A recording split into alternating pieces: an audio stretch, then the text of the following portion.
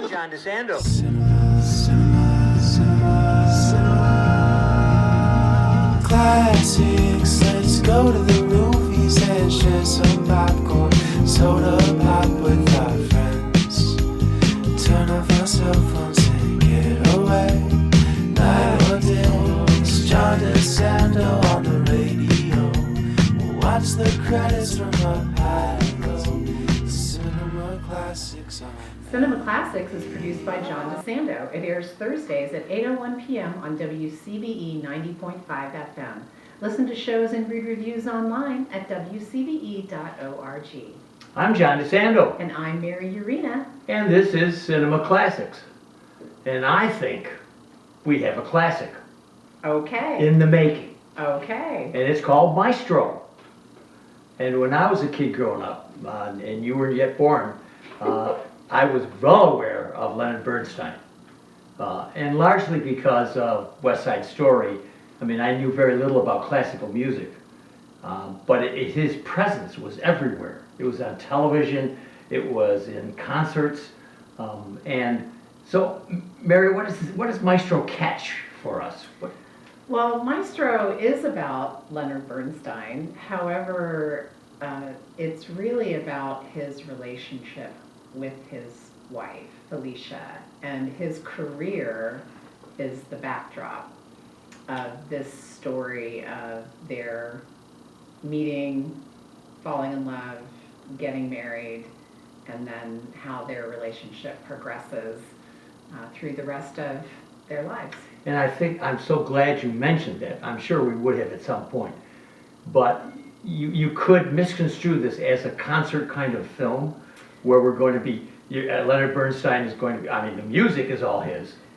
Not all of it. Not all. Not right. all of it. But right. Most of it is. But most of it is played by him. Yes, and it's a musical movie in the sense that the music is a character almost, in terms of it's used for the soundtrack at very representational points of his life. What music he was composing and Yes. creating and conducting, and how it overlays with what was happening in his life and relationship with Felicia.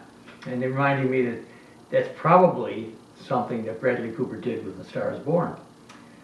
Do you think that was more about music? That was more about music and more directly about music. And Bradley Cooper actually studied for quite a long time to be able to not only emulate Leonard Bernstein conducting, but to actually conduct. And there's a recreated scene from the very famous career of Bernstein at the Ely Cathedral in the UK, where Mahler's Second Symphony, the Resurrection Symphony, was very famously conducted by Bernstein, and I think it was broadcast quite extensively. And he recreates that for, I think, 6.5 minutes of the film. If you were hoping to see Bradley Cooper direct, then wait and see this, because it is worth seeing. It's a beautiful, beautiful rendition, and the camera work is excellent. It pulls in close, it goes out, and you get the sense of the cathedral. I think I'm glad you mentioned that, because I think that it feels like 60 minutes rather than 6 minutes. It's so full. Right, and it's one of the few times, I mean, there are glimpses of when he's conducting, like the first time he conducted at Carnegie for the New York Philharmonic, which somewhat opens the film. And then you see him conducting chorus in rehearsal. But you don't really see him conducting a full piece until very late in the movie at this juncture where he conducts Mahler's Second. And I think that Cooper made a good choice as a director, because as you had opened up, it is really about him and his wife, which is, for whoever he is, he could be a plumber. It's still interesting. It's still the relationship between the two of them. They're such firebrands. They're such interesting people, and she was a theatrical actress, acclaimed. Yes, and she had already been on Broadway and had been doing very good work to very good reviews when they met. And these two creative forces come together and decide to join their lives together.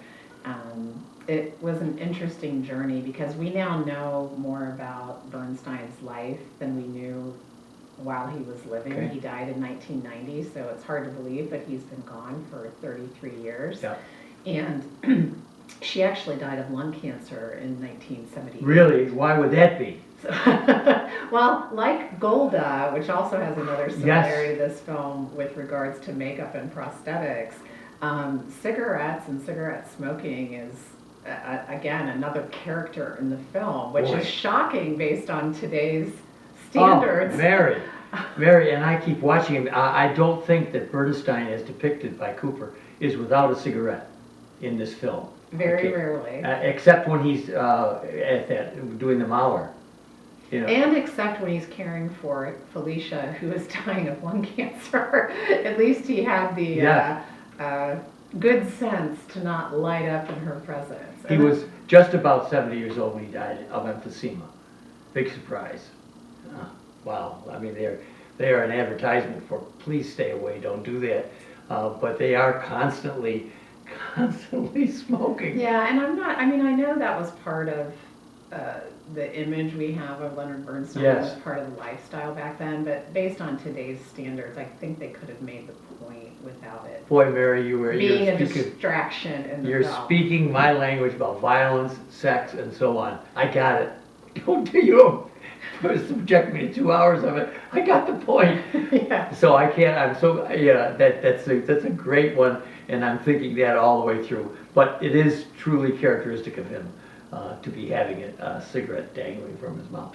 As a side note, I noticed that he mentioned in there that my hometown rejected him, Rochester, New York. Oh my goodness, the Eastman School Yes. rejected him. Well, he got his undergraduate degree actually from Harvard, so I'm Yes. really surprised. Yes. Eastman rejected him, but Curtis accepted him, so Yes, to yes. Philadelphia's credit, Yeah. they didn't reject him. The opening scene is really a great one when he is in bed with his lover.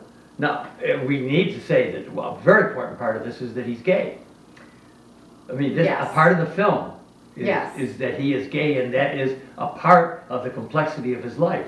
Although I don't think he ever apologizes for it. He doesn't apologize for it, and we learn that Felicia very early on said she knew who he was, and Yes. she accepted Yes. that. Yes. One thing that the film implies that he only had extramarital affairs with men, when in fact, in real life, he had extramarital affairs with men and women. And he did in real life, as I learned, did go to psychoanalysis or some sort of psychiatric therapy to try and understand and or cure himself of his sexual urges, but then eventually gave up. But he apparently was in therapy for 5 years trying to work through this. Oh, So yeah. there were some things that in a 2-hour film you definitely have to take liberty with. course. And so those types of aspects were cut, which again, to the filmmaker's credit, and we should note that Bradley Cooper, as a filmmaker, you probably won't find anyone who co-wrote the script, co-produced the film, directed it, and started it. This was about a 6-year project for him. Oh. And you see it in the quality of the film, the artistic approach to telling the story, as you were saying in the opening scene. Oh, yes, thank you. I love the way he framed that shot.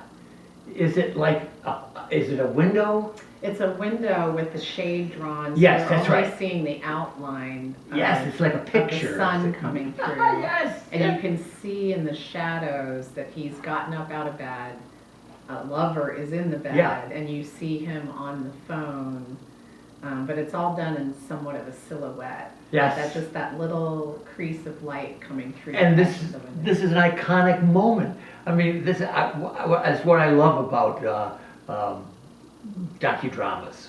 I love this. They put me right there on a moment, a singular moment, when he gets a call that he has to conduct the orchestra because Bruno Walter, who was the guest, was ill. Oh no, he was ill. He was ill. And somebody else was stuck in a storm.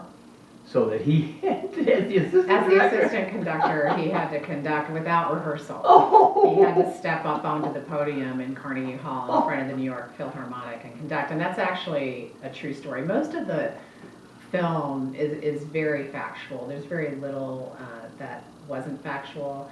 And it's told in a very beautiful, loving way. For those of you who don't like black and white film, I would encourage you, one, to see this, because the black and white is so beautiful with the modern technology and so beautifully shot. It was almost jarring when they came back to the very saturated colors. Right, all right, Mary Yerina, let's talk more about that on our Okay. podcast, Okay. which is going to be Double Take, and you have to go to the WCBE Podcast Experience. What do you advise our audience?